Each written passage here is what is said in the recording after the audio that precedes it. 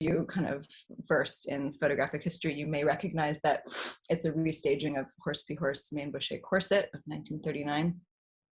But it's also a lot more. And so when I say trust, I mean that, photographs take a lot of looking, and especially in the kind of province of metaphor in which I live with my work, there's a lot to unpack. So this picture actually holds almost all of the kind of vocabulary that I'm about to talk about. It holds this kind of reenactment of media that's received from the world. So this Horse P. Horse image.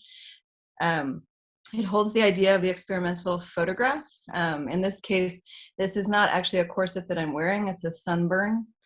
So in this photograph, which is a 4x5 photograph, there's another photograph, there's a secondary photograph, and it's kind of exerted on my own body. And that's something I do maybe every 10 years or at major life shift kind of moments. I kind of visit the act of photography on my own body in a non-neutral relationship to both, to the basic tenets of the photograph, the light and the photosensitive surface. So we've got media, we've got this kind of experimental notion of the photograph, we've got performance, in this case by me, and in a constructed set. This also was the last picture that Horst made before he left Paris as the Germans were invading. And I kind of took permission from that as a metaphor for my own sense of closure of a chapter of my sense of self at this time.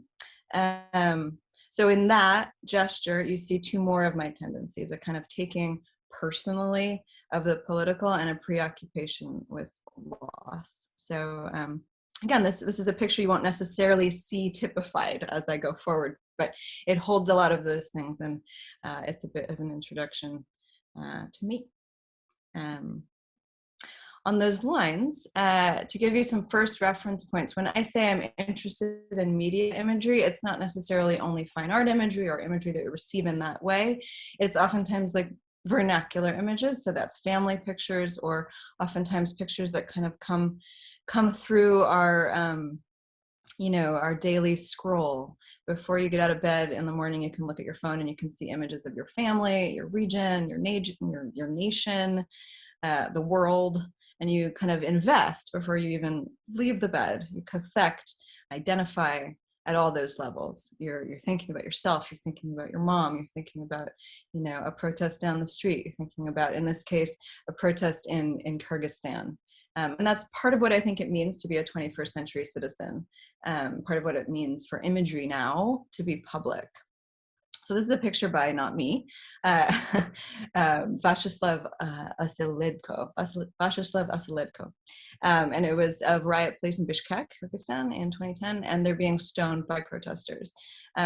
This was the year of the protester. You guys might remember Time magazine had like a protester on the cover, and all over the world there were uprisings. And I was fascinated by the kind of shape of this picture. First of all, it seemed to remind me of Greek pediments and the way that bodies always kind of manage to fit into those kind of public shapes and spaces of triangles in Greece, in ancient Greece. But it also raised a ton of questions for me as well about who wasn't in the picture. We're seeing the riot cops, but we're not really kind of enabled to understand the perspective of the photographer as author. We're not able to really understand the perspective of the riot cops, even though we're seeing them. They don't have a lot of agency in terms of how they're represented.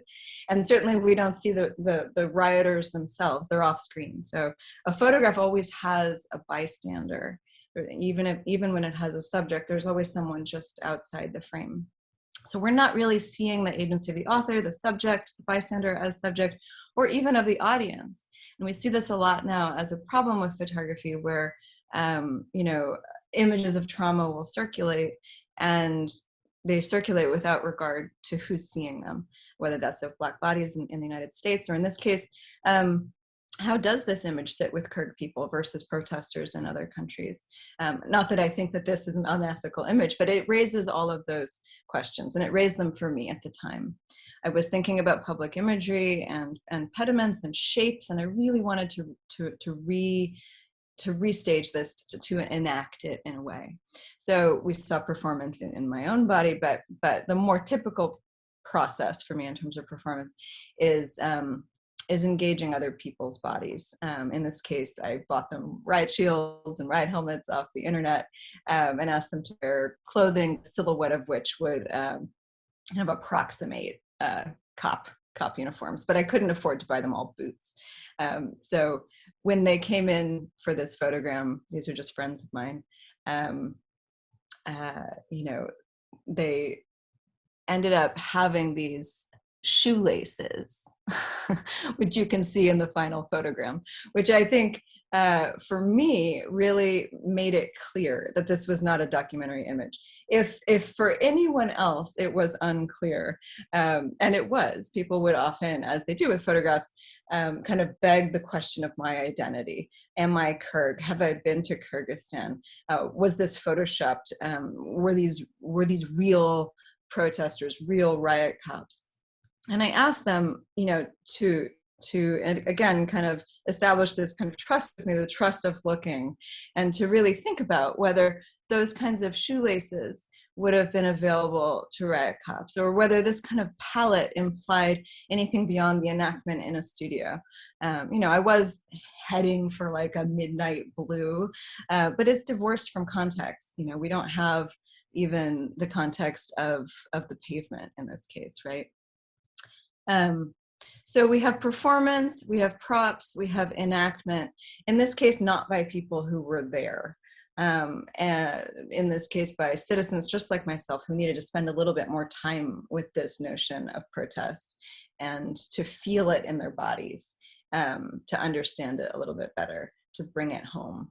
And because it's a picture of a picture, it's a photogram of, you know, derived from a notion of a picture, I wanted to be very clear about its pictureness.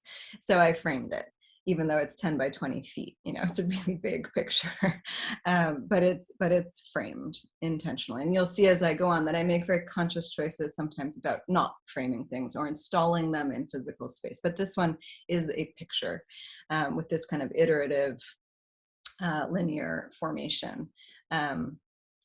So the props in that one were purchased, but more often than not, again, as a kind of a point of vocabulary for my practice that you'll see recur over the course of this lecture, more often than not, I'm constructing the props myself. And I don't call them props because this isn't necessarily theater.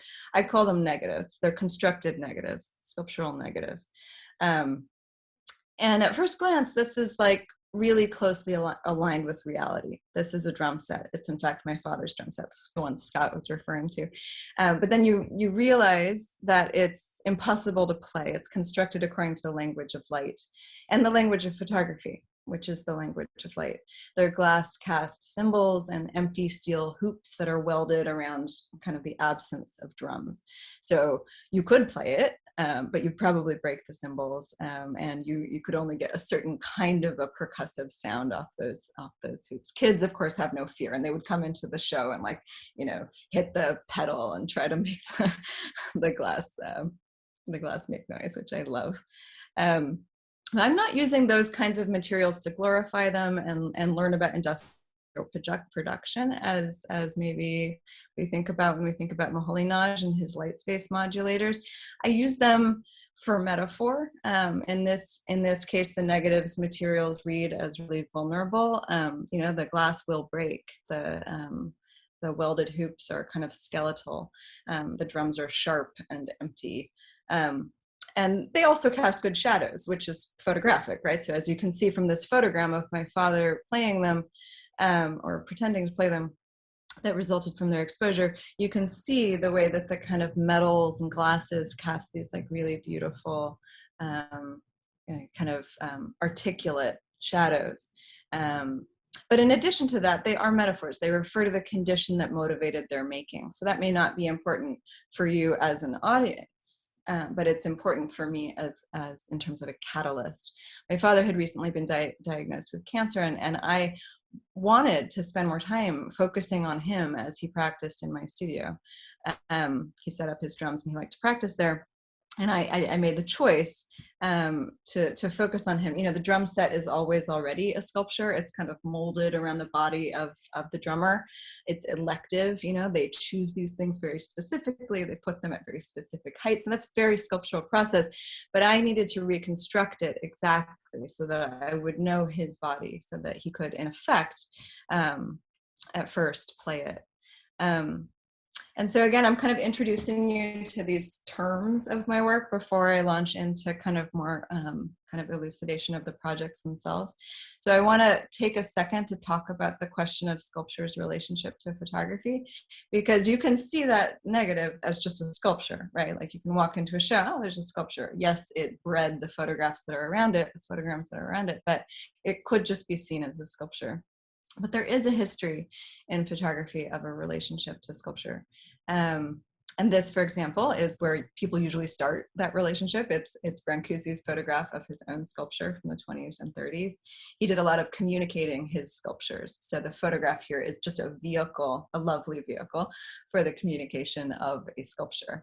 We also kind of bring that forward usually to like someone like Thomas Demand, whose photographs of the sculptures he makes of paper and then destroys, you know, tend towards, again, that kind of vehicular relationship where the photograph is a vehicle for communicating the sculpture. And it obviously adds a lot to the sculpture in terms of, you know, questions of truth and reality and everything. But the photograph it is not necessarily behaving in a different way. This is a 2000 picture of a lectern used by Milosevic at a press conference. But for me, the relationship isn't a photograph of a sculpture. It's not a position which the photograph is a vehicle for the sculpture. Instead, there's kind of a few ways that the sculpture acts as a vehicle for photography in my work. That's like an inversion, right? So this, for example, is a photogram of a transcript, an index of my father's playing on his drum skins. It's a still image, but it holds the kind of time it took for him to make all those marks. You can see it a little bit better here. And you can also see that I've cut out the circle around the photogram of the drum skin. I call that silhouetting when I cut out the shape. And when I do that, it's so that it can kind of become again the object to which it refers. So the sculptural gesture of cutting out the circle creates a kind of a sculptural object, a circle, rather than a white piece of paper with a circle on it.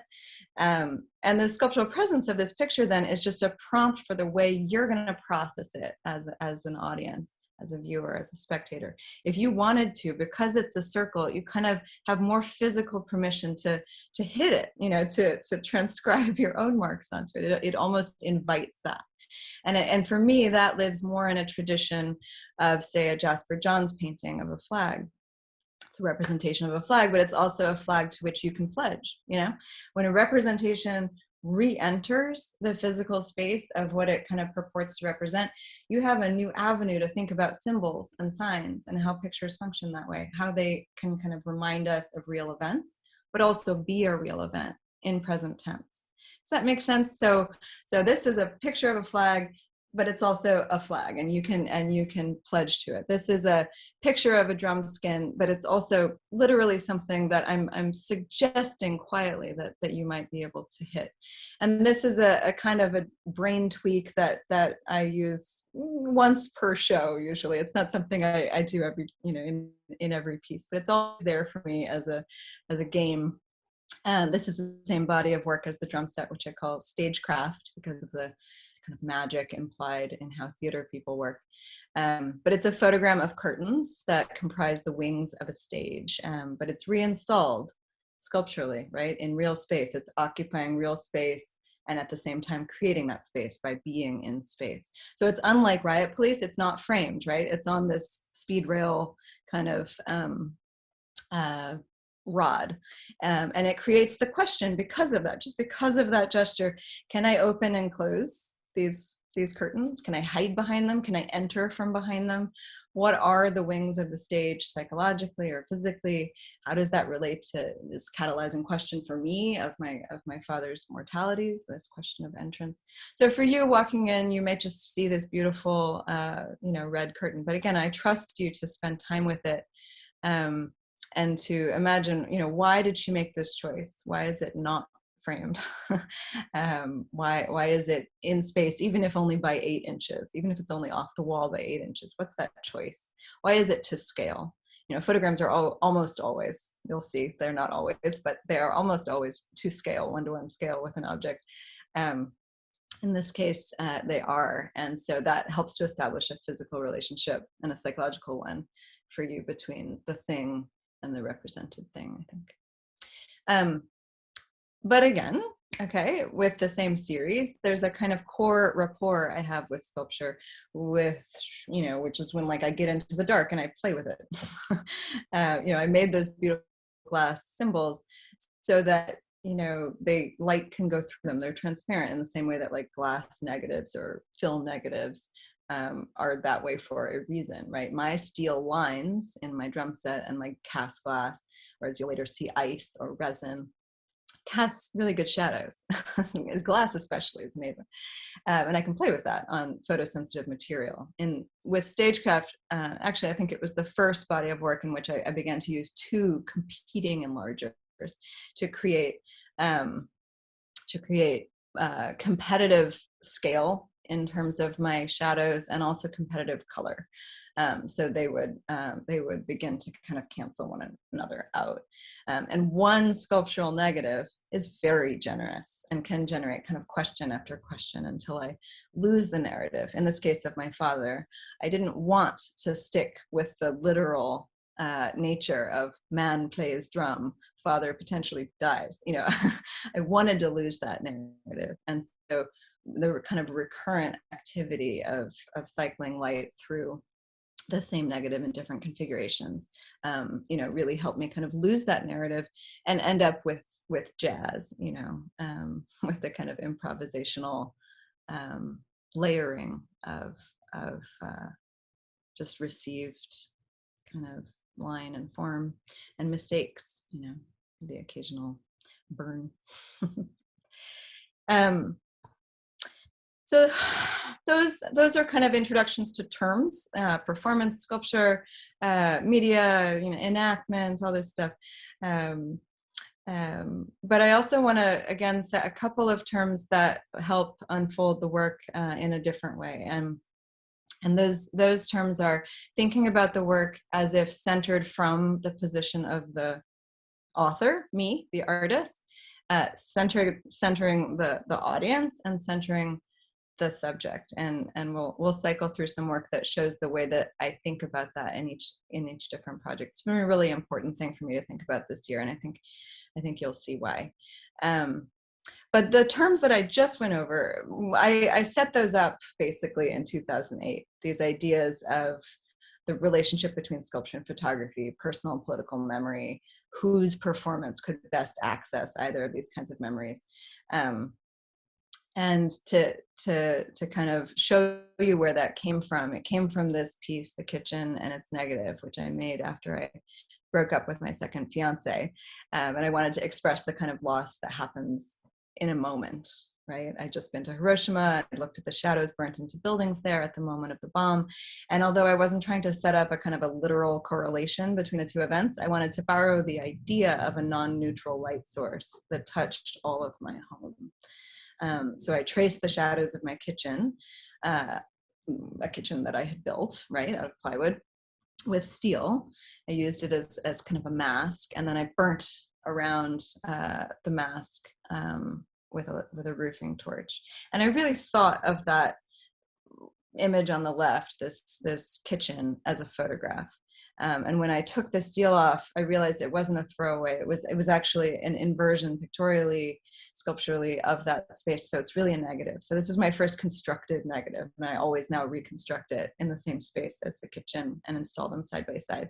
So I think of this as a photograph. I think of this as a negative, and it's a more useful kind of construct for me than as a metaphor than to use the word installation. And it's, what is an installation?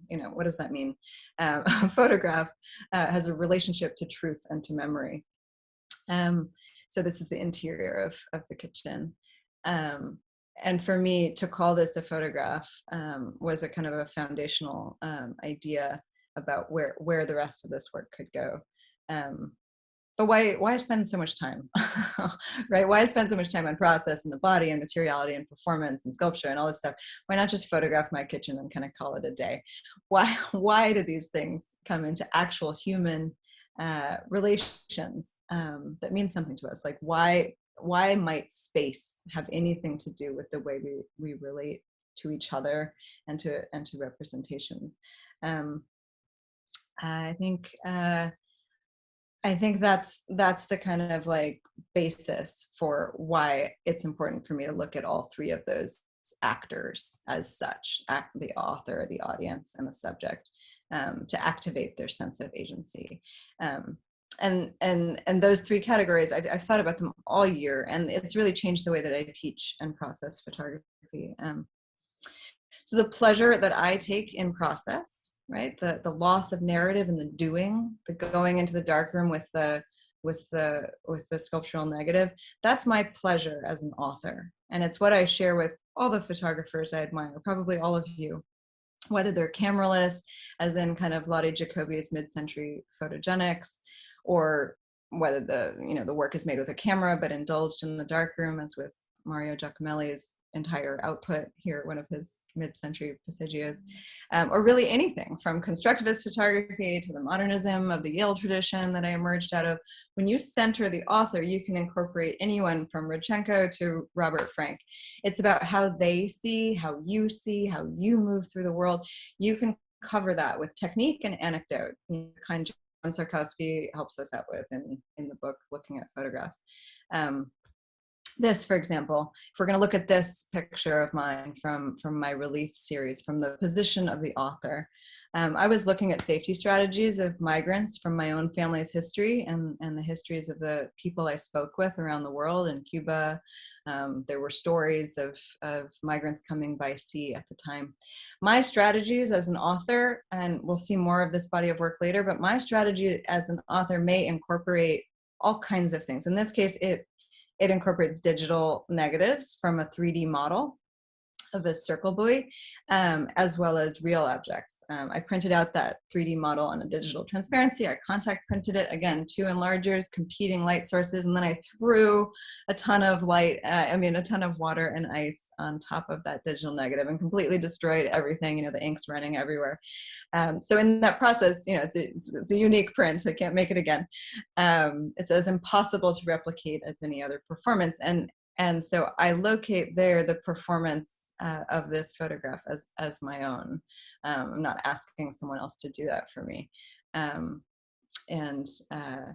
Similarly, kind of right after the relief series, which is an example of which I just showed you, I made a body of work called Building Dwelling Thinking, after Heidegger, who'd written an essay by that title just after World War II.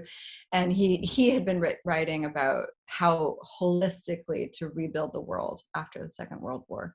I'd been traveling. I'd seen houses being burnt and knocked down by war. In the US, we're in a constant state of housing crisis. At the same time, walls were going up all over the world, in the US, obviously between the US and Mexico, but also in Europe. And I just was in a real state of confusion around the need to build and unbuild walls everywhere. So I made these negatives, which are kind of like the size and shape of cinder blocks, but I made them out of rebar, so that they would have that kind of very specific profile. And I photographed them. You can see in the back of these works over here, the shadows that are actually photographic. And then I photogrammed on top of the photograph. So you have building and unbuilding, 2 spaces in one picture. I tried photogramming also on film and then photogramming again on top of that. So again, the building and the unbuilding is happening in one picture. It's kind of held in one thing. And the authorship, the performance is primary. I am doing that, even though my body isn't in these things. Some of the photograms were even kind of physically puzzleable, so that the building could be even implied after I had made them. But I trust my viewer in this case to kind of look long, to not just walk away with the idea that these are abstract. What what does that word even mean? People use that word so often without really examining what it means. What it means to me is that there's a set of abstract questions. There are a set of questions that are being pursued in a piece. And in this one, if you look closely, you can see the rebar edges. You can see the fact that there's a secondary building here that seems to be toppling. So it's not just about, it's fine if you appreciate it for its light and its color and its space and its linear kind of formations. But for me, it really, there's a logic to these photographs that if you spend time kind of unpacking it, it surpasses the literal. Again, I didn't just go photograph the walls, which is fine for some people, but for me, the questions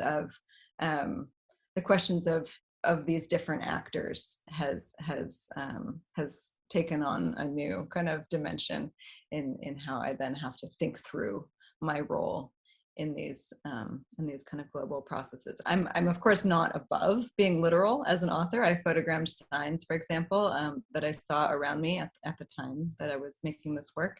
In fact, I took some of those signs and inscribed their text into teleprompters to suggest that perhaps politicians might want to listen to the people who carried the signs and speak to those desires a little bit more. And I photogrammed those teleprompters as well. So there's occasionally a very literal instinct, even this, of course, is a re-representation.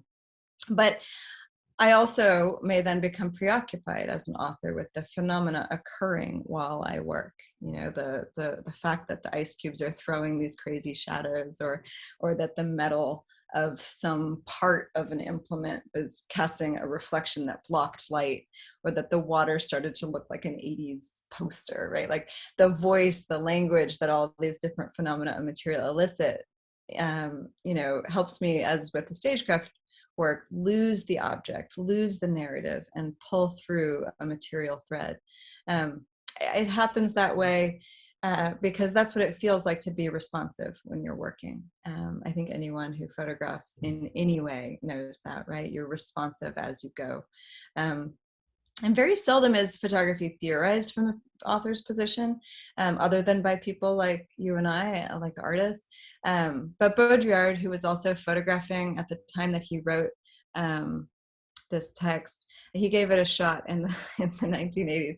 He's speaking to the author of the photograph, even as he acknowledged that good authorship often means stepping aside and letting a process unfold. He said, "You think you photograph a particular scene for the pleasure it gives.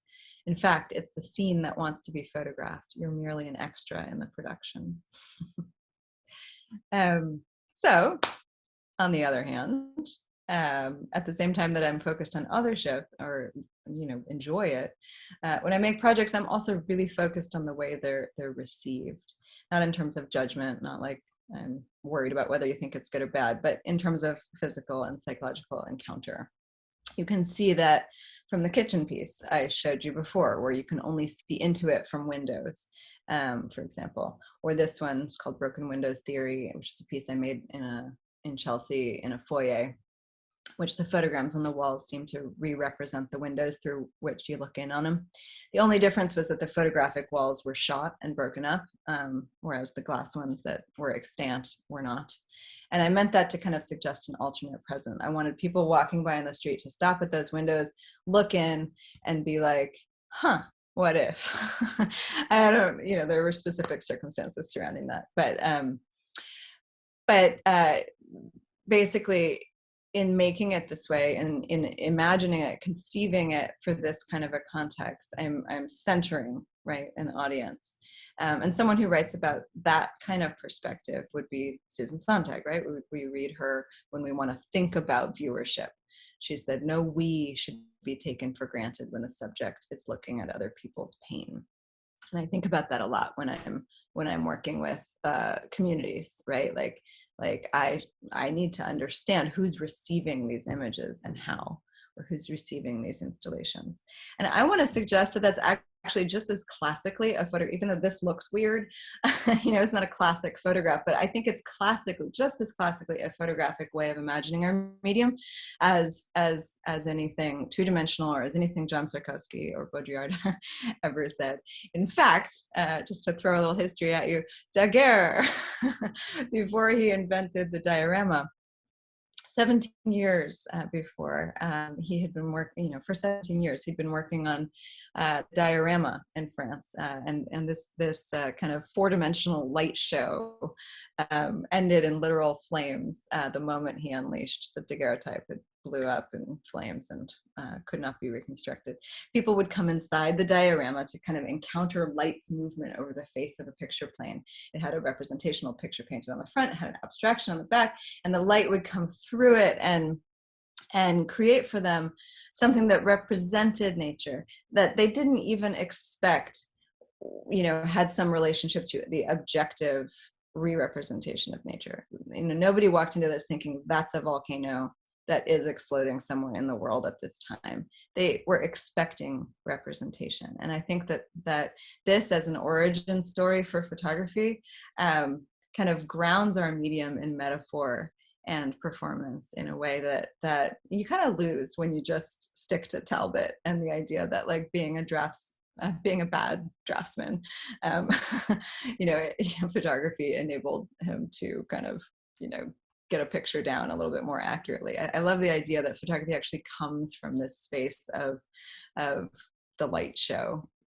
And I'd say that kind of thinking is part of, say, Jeff Wall's contribution. The light boxes for his constructed scenes are a real-time performance of light that call attention to the fact that you're seeing them.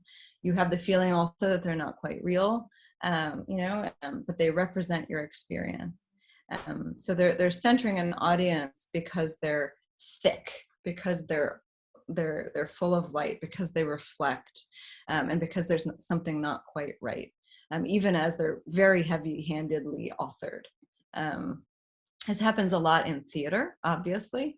I'll say intentionally, with the Russian revolutionary Meyerhold here, who thought stylization was a route to audience awakening and therefore citizen awakening, or also the contemporary Robert Wilson, who's pared down sets to give you just enough information to know where your body is supposed to be. I actually went to Russia on a Fulbright in 2018 to study Meyerhold, the first guy that I showed you, to try to understand his biomechanics. So he kind of broke down everyday motion, whether it's like throwing a stone or whatever, into steps and stylized them so that the actors would have a sense of their own muscle memory, just as I work with people in photograms to understand their muscle memory, but also so that they would begin to break down the steps of even being a citizen. And his performances, his set designs, which he did with other people's contribution, were precedents for Brecht and Boal and other people who really wanted citizens to begin to be more active agents of their time. I mean, it's the revolution, right? So he was killed by Stalin, and he isn't taught anymore. But I went with an expert from America, and we worked with Russian theater students. I wrote kind of a script for movement based on our improvisation around security. What makes you feel safe? Is it going to a dinner party at your friend's house, or is it what the government's telling you to do when you get on the metro? And we performed this in a naval prison, a panopticon. But I centered the audience here. I put this in here to show you that quite literally in this case, I centered the audience in a circle, and you can see that from the script where the A is the audience sitting. Movement happens around them in a circular motion, and you can never see the whole thing at once. So again, it's meant to disrupt your experience so that you're more aware of your experience rather than transcending without thinking about it. Because that documentary image at the beginning that I showed you of the riot police, there's something about that window, that default window that we're not really supposed to see, that enables you to transcend without stopping and thinking about all these different kinds of circumstances that surround that protest. And although that has its place and it's very useful, I think my place has become a place of disruption, so that we can imagine all the different kind of actors in a scenario, political or personal. So that's also, although I did it rather literally in Russia theatrically, it's also the way you'll often encounter my photograms. In this case, I've been working with veterans of the US Special Forces who are also art students, and they wanted to enact their experience of stacking doors during war. They also they were feeling very alienated by the art world, and so I brought them to the gallery where I was going to show this, and I was like, you guys pick a door. And they kind of like made a game of it, wandering around the space and like kind of like, okay, where are we going to invade, metaphorically but also truly. And they chose this one, which was close to the entrance, and the way it's installed, it doesn't let the audience off the hook. Right? You can't just stand there and look at it and say you're for or against war. So the audience in this case is centered in the position of question asking. You're in it, like it or not. And that's just not the experience of the majority of US residents with respect to the kind of global war on terror that these kids had been engaged in. It's not happening on our soil. So installing the photograph this way, it takes that question of truth and what's happening and moves it from pundits and kids who are sent overseas to us here. And, you know, how are you and I implicated by the fact that these guys are about to break down the door, ostensibly? I did it also in Flint, Michigan, where I was supposed to rehabilitate public space in some way. I chose abandoned signage with very clear shapes. So not, again, I didn't want a window that was easy to kind of see through. I wanted you to see these things as shapes. And I just imagined that the audience would drive by this abandoned liquor store and see the figures of the Jobs Corps students that I was working with as a new kind of sign, suggesting, in this case, a more kind of positive alternative present than the one Flint was experiencing. Okay, we've gone through author, we've gone through audience, but there's also the subject, right? And the centering of the audience involves the centering of the subject. In this case, these young guys in Flint were learning new skills through Job Corps, and they told me how they wanted to be seen, as did the veterans. They brought the essential items of their uniform, the hard hat, whatever kind of banal thing indicated to them, I'm ready to work. They brought it to the darkroom, they brought it to the project, and they helped me represent them in the way that they wanted to be seen at that time. So we've got Baudrillard and Sarkowski speaking to authorship. We've got Sontag speaking to audience. I looked to Frederick Douglass for the philosopher who writes to center the subject. His lecture on pictures that he delivered in 1861 is, you know, very, very soon after the medium had been invented. And he writes about, he's able to kind of ascertain so soon after it's been developed how, you know, the medium has this potential to center a subject, to give voice to a subject, to enable us to construct our own images and representations. He talks about it at one point in terms of a humble servant girl who can now create a picture of herself, such as wealth of kings could not purchase 50 years ago.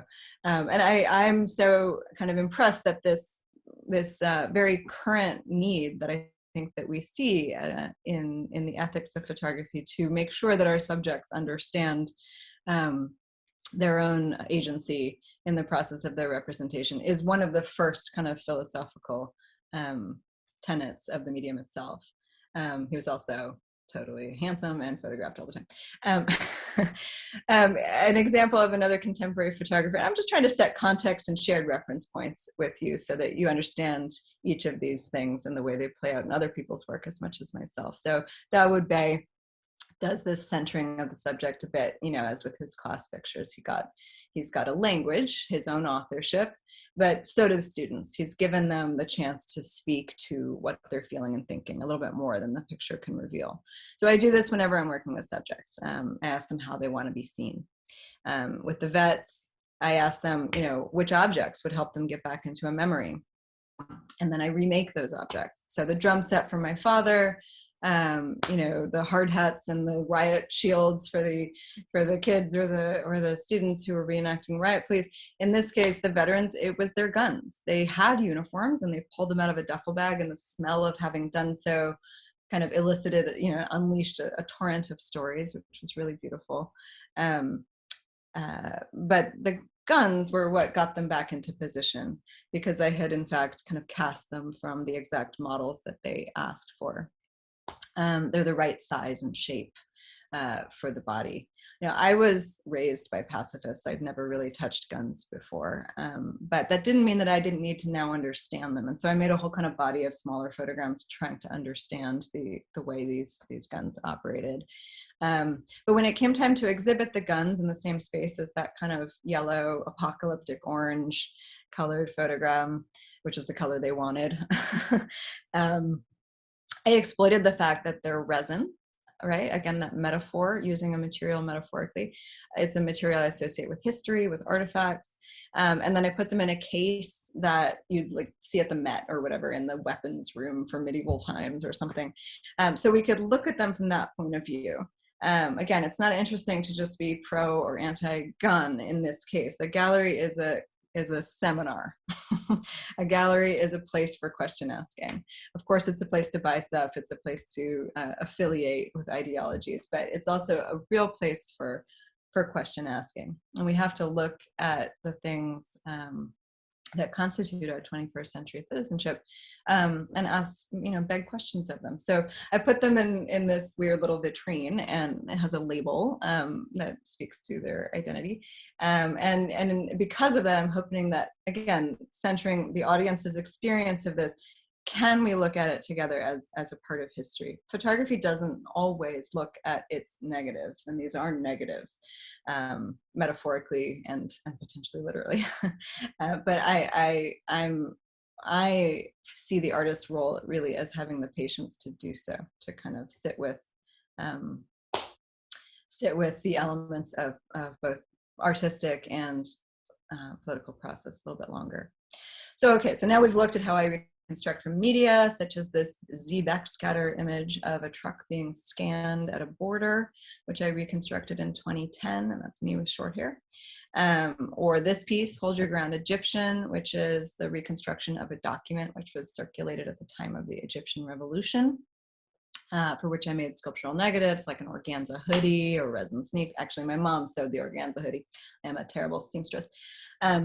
Photogrammed these along with, so I photogrammed all these objects along with one of the founders of the revolution, with whom I could discuss the pamphlet's circulation.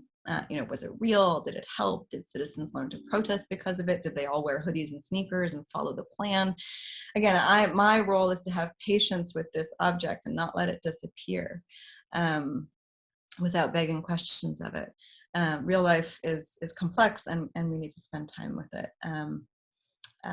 So this hoodie and re-representation, may be very banal objects, but they are also ostensibly, according to this pamphlet, if you spend time with it, something that, starts a revolution.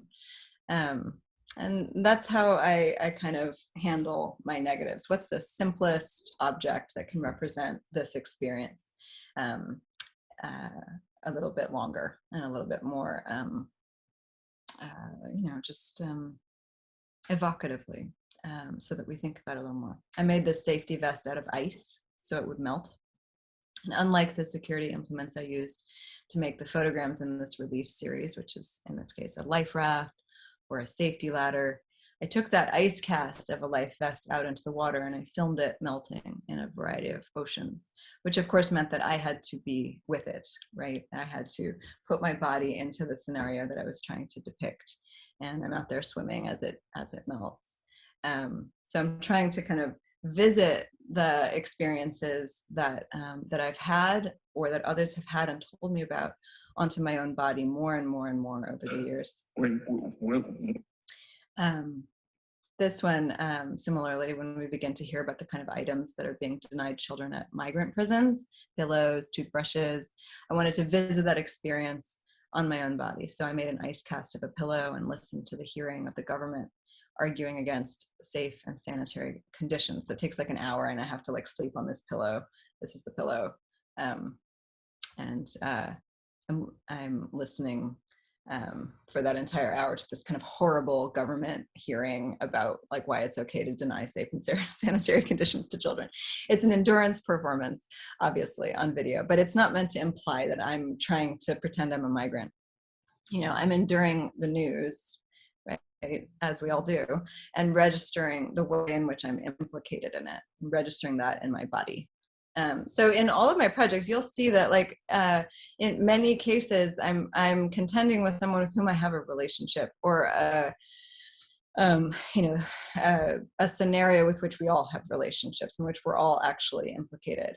But I, whenever possible, I'm trying to use a script that comes to me. So it's the pamphlet from Egypt, or it's the hearing that I watch and listen to on the internet, or in this case, you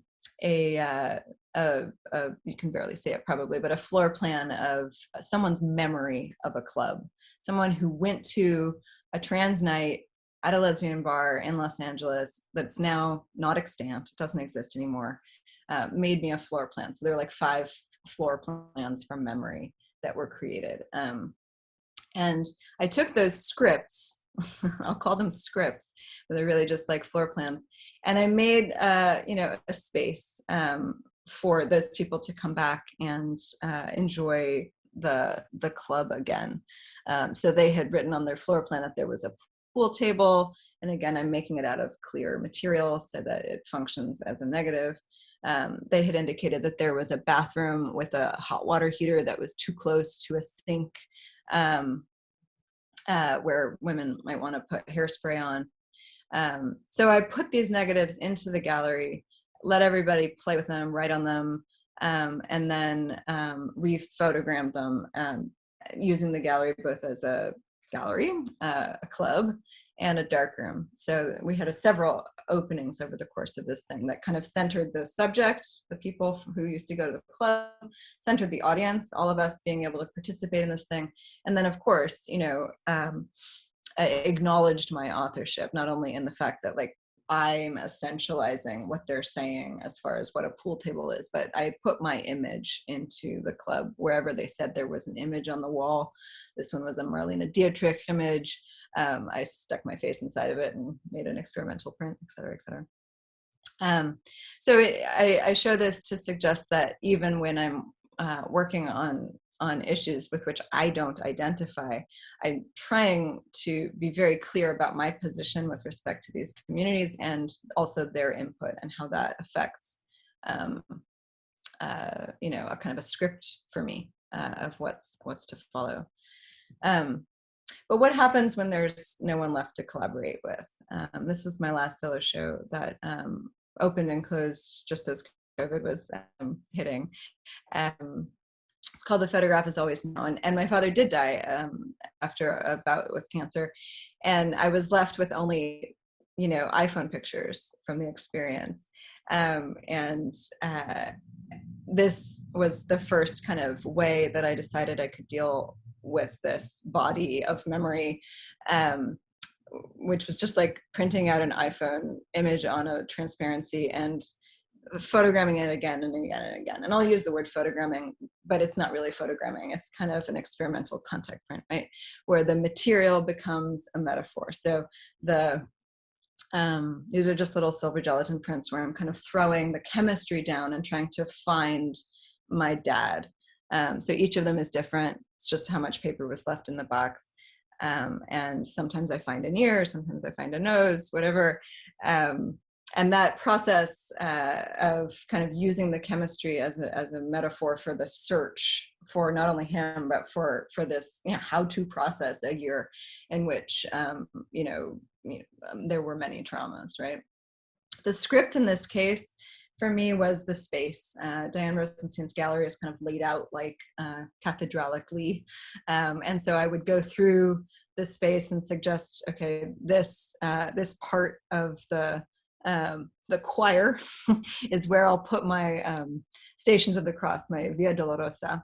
And my family is Muslim, Jewish, Christian, subud, all kinds of things. But there's something about the progression down a nave and the kind of like cellular structures of the little parts of this architecture that enabled me to work through a lot of what I needed to work through, and what I think we all go through.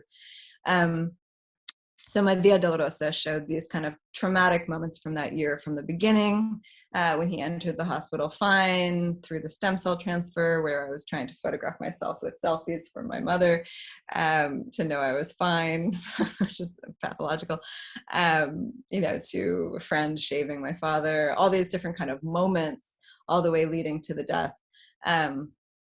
So that was one of the pieces. And there were other kinds of photographs that filled the space, and sculptures that filled the space, all of which I won't go into per se here. But I bring this up as kind of the last extant work I'll show you today, to show you a little bit more holistically the way a show comes together for me. So all of these questions of how an audience experiences that nave, how I can use, space as a script, how, a print might be just called experimental, but really what is it? And what kind of trust can I have with my viewer around really unpacking how these things are made? This one is a bunch of stitched together photographs, plus a drawing that is all digitally printed onto transparency, contact printed, and then I'm using that chemistry in a way that's not only metaphorical. By the time I get through this whole process, from that first black and white one to these larger colorful ones, it's not only metaphorical, it's cathartic, right? Like, so you're not seeing an application of chemistry here that's neutral. And it goes all the way back to what I said about the kitchen piece and the light from Hiroshima, or the sunburn I make on my body every 10 years. Photographic materials are so often asked to just disappear, so that we don't necessarily see the photograph as an intervening media, but it is. And so these kinds of, this is a photogram of the helpers in the hospital and all the kind of work they did. Of course, interesting that like a month later they're essential workers, right? But at the time, this was really, I was angry at these people, even as I was grateful for them, and throwing the chemistry around like that was a part of the representation as much as depicting them. So there's drawing in these works, there's photography in these works, there's enactment in these works, and there's music in these works. I'm not going to play any of my videos for you, but I'll kind of use that as a trigger for some of the work that's come next. During COVID, the circumstances of not seeing people, I was asked to remake or be inspired in a way by this painting at the Vendée Museum of peasant women constructing a mural out of Lenin's head, out of flower petals. And I just stared at this picture from quarantine, year after my father's death, basically a year and change after moving to San Diego, like quarantined alone, looking at this picture of these women doing this crazy thing, building this head out of flower petals would take forever. And I couldn't imagine what any of us have that kind of faith in anymore. So I asked students, which is, again, something I do a lot. I just ask for input. Like, I'm not the arbiter here. And students got back to me with this really interesting list of things they believe in, from Bjork to Bernie to the, fall of late capitalism. And I didn't know what to do with it again. So I gave it to so I made a script of it, and I gave it to a choir that sang, again, from individual quarantine in B flat major. They had no idea what genre each other were singing in, and I stitched it together over a video of my hands picking the flower petals, so that in essence, I would be able to begin to construct a mural around faith with all of this information, and just play like 2 seconds of it so you can hear how that works. When I envision the world I exist in now, when in the world I exist in now. Idealistically, I believe. For example, I hold in believe my mind. Okay. And so that's one of the last things I exhibited per se, but now I'm working from this question of faith and quarantine, and this question of a lack of collaborators for many reasons, COVID included, but not only. I'm working back in history, and I'm working from this position of mid-career, this desire for a certain kind of community. And I'm looking at these women between the wars, which is my favorite period because there was so much faith. I mean, coming off that last video, there's so much faith in the kinds of ideas that could change the world, whether you're talking about colonialism or anti-fascism or revolution in Mexico or Russia. Like, this is a moment at which, people are thinking about how to change the world. You've got Meyerhold on the one hand in Russia, Brecht in Germany, Senghor eventually in Senegal, but what people don't tend to fixate on so much is these kind of fantastic women who, and these are just like very preliminary photogram prints that are collaged together because none of their bodies exist in history, like on the internet. They're not famous, in other words. I mean, maybe Claude Cahun and Frida Kahlo, there's a Lola Alvarez Bravo there, but pretty much nobody else there will you recognize, and there's Lima. But these are women who actually kind of came up with movements, moved them around the world, started conferences and publications, and just put so much of themselves into the creation of movements that would, be attributed to guys and manifestos and everything. But I'm in love with these women. Paulette especially, she's my godmother for a script that I've now written and situation I'm now planning. So this is just a projected image of where I am now in my practice and my life. The script that I've written according to research that I've done into characters whose experiences I inhabit kind of politically and personally, and which I'll restage according to the logic of light whenever I can. That's it.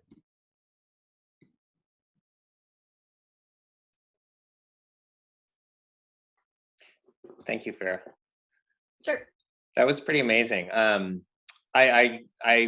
want to invite people to turn on their videos now, especially if you have questions. I kind of want to invite Farah, if she wouldn't mind, to just talk to us for another hour or so. I could just listen to you all day. That was so inspiring and just really mind expanding, and also just enlightening into the depth and complexity of your work. We've had this conversation somewhat yesterday with Catherine Opie, that we find these reductive terms and descriptions for artists and people and kind of life in general, and it's we're complex beings, and as artists sometimes we're very complex makers, and this was just what an incredible journey into your work. Thank you. Thanks, Pat. Yeah. Makes sense.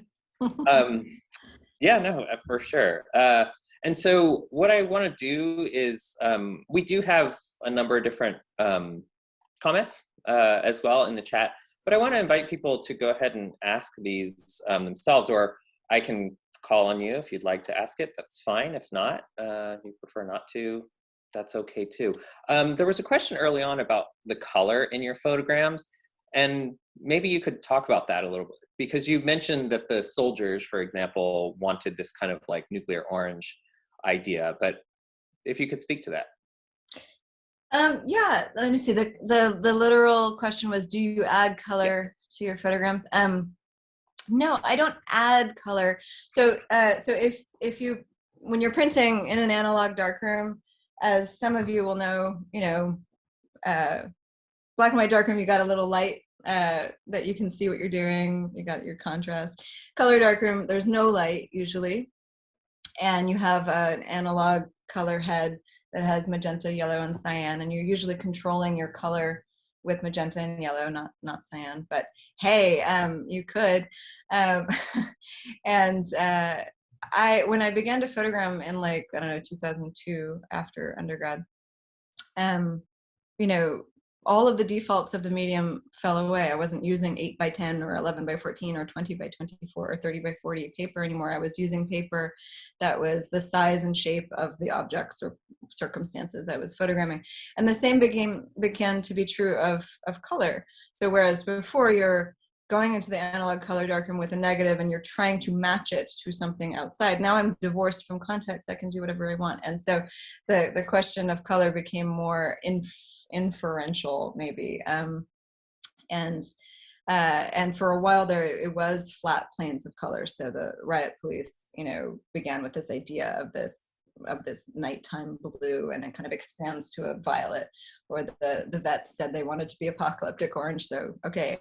But as I began to want more complication and like let the pictures pose questions of themselves, you know, I began to use 2 enlargers. The colors would compete. The negatives themselves sometimes act as filters, you know, the different colored glass symbols or whatever.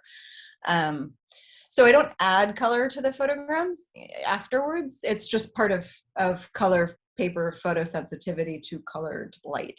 Yeah. I'm going to go through and also invite people to use the raise hand feature that's at the bottom of your screen over to the right.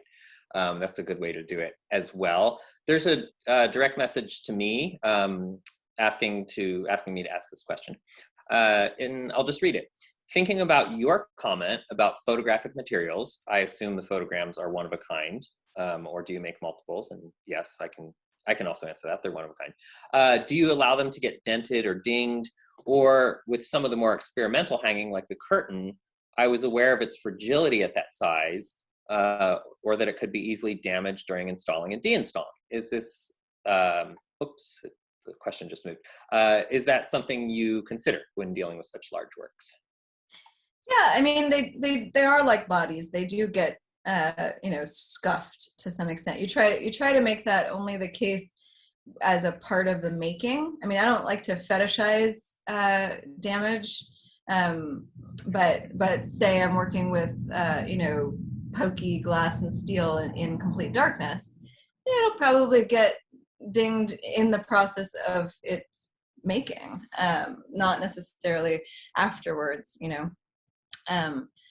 There is a different kind of orientation in photography, again, because that window of the print is supposed to be so transparent.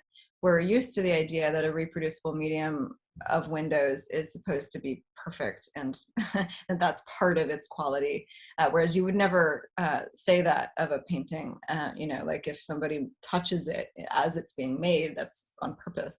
Of course, you don't then try to kick it out the door, down the steps after it's been made. And I do ask people to be careful with them. But it was part of even my undergrad experience when I was still making photographs with cameras. One of the reasons why I moved into this space of making was because I existentially did not understand how 2 different prints were not 2 different objects. Like, I didn't understand the idea of the addition. They're different. You know, when I make one print and then I make another one, that's 2 different objects, and I would see them as 2 different objects, and you know, maybe they would have even slightly different color, or a hair would get in the print or something, and so I really did want to begin to emphasize their objecthood, and so yeah, marks of being in the world occur. I do get crushed if that happens afterward. You know, if somebody drops something, it doesn't feel good because they are unique. But yeah, that happens. Earlier, Marv Slobin had a question about posterization. Do you want to ask that, Marv, or was it cleared up throughout the talk? It looks like you're muted. There we go. Hi. Since Farah described a darkroom process using 2 enlargers, my question now is separate exposures with dialing in magenta and yellow. Do I make separate exposures on one print? Is that the question? Yes. When I'm working with 2 enlargers, yes, they do have different times as well as light signatures, time signatures and light signatures, if you want to call them that. Mike Sakosagawa has a question. Hi. So I was, first of all, I just wanted to say I really enjoyed your talk. And one of the things that, this is sort of one of the central things that you were talking about is centering the different participants in the experience, right? And I'm really interested in sort of the interplay here between what the author wants to say and what the subject wants to say. You described talking about, asking the subjects, how do you want to be seen? How do you want to be represented? But it strikes me that you can't, like, the author can never fully be just a conduit for what the subject wants. And I feel like you did talk about this, but I just kind of wanted to get a little further into that, because it seems like these 2 desires, they could be in tension or in competition with each other. They could be in harmony with each other. And it's going to depend a little bit on the situation specifically.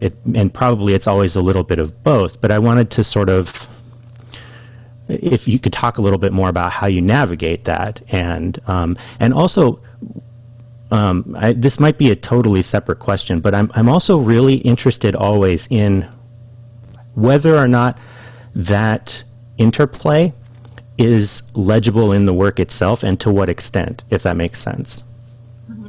Yeah, no, great question. I think that it's something that's addressed like by people every generation, right? Like we all have different answers to how to handle this, because some people go all the way towards like imagining that there's some kind of neutrality.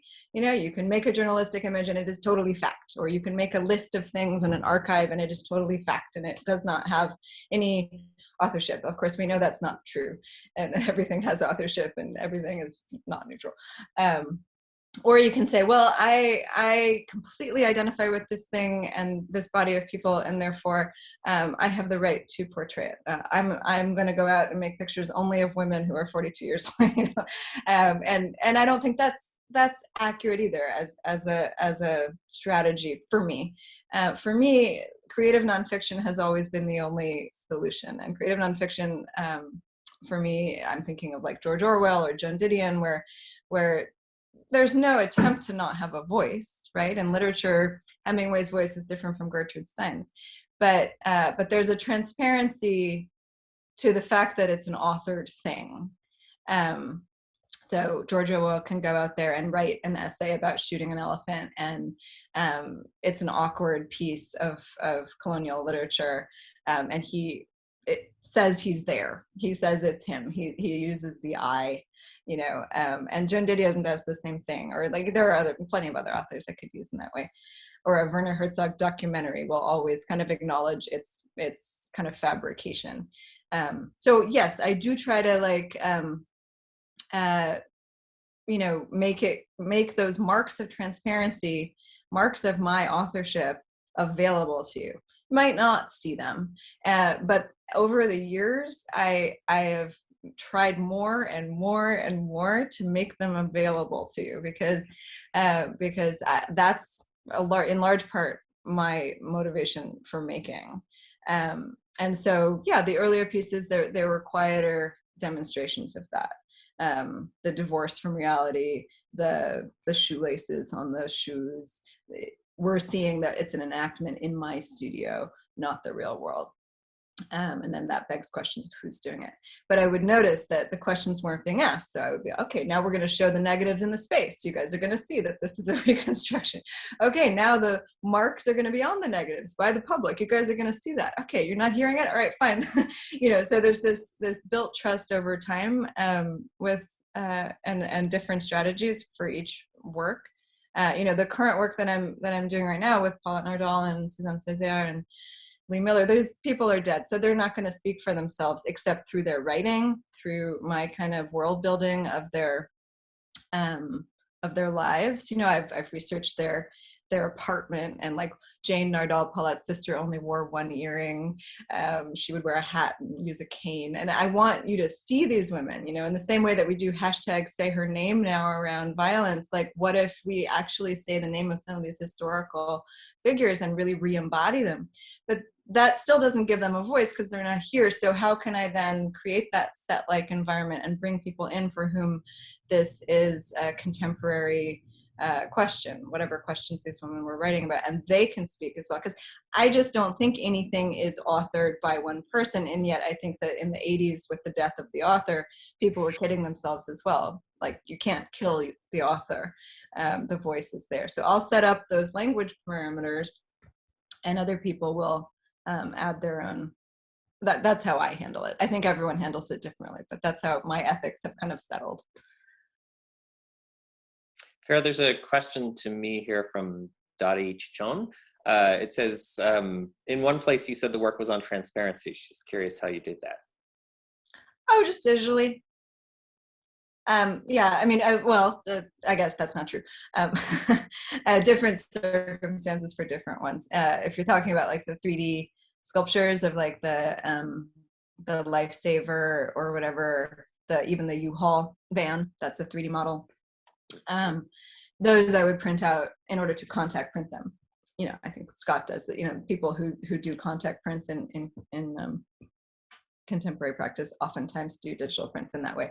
But some of them, like in the building dwelling thinking work, I also photogram straight on enormous 50-inch roll of film and then contact printed from that film with photograms on top of it. So, you know, each project just begs its own material questions. And transparency is part of each of them. Mel Mackler says, I'm impressed with your knowledge of theater, sculpture, painting. Which was the initial point of your training and education? My undergrad degree was in fine art, i.e. photography. I focused on photography at Yale. I entered Yale, I mean, it's a long time ago, but I entered Yale not knowing that I would be a fine art major. I mean, I had drawn and written as a high school student, and then I thought I would be a Russian literature major, but photo kind of got me out of my head and onto the wall, and the work spoke for itself, and that was helpful for me in terms of transcendence. So I stuck with it.